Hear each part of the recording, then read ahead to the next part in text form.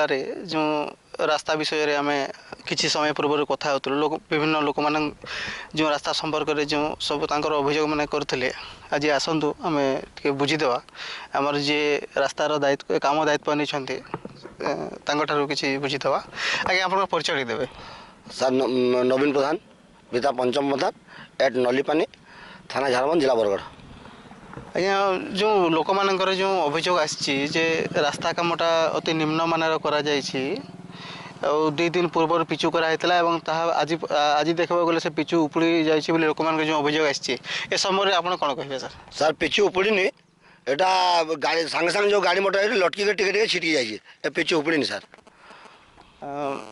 आमर जो विभागीय अधिकारी माने रास्ता काम तदारख करने आसुन सर क्यों क्यों ऑफिसर सब आसुन सर जेई एसडीओ आसुन ए रास्ता क्यों जगार क्यों जगह को संजोग करुचे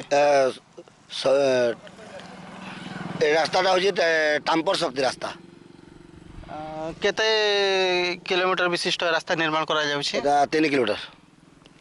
अच्छा आम तो ठिकादार बुझिले जे रास्ता कामटा ठीक चली बाकी जहाँ दर्शक मैंने आपण मैंने देखुं आपण ही विचार करेंगे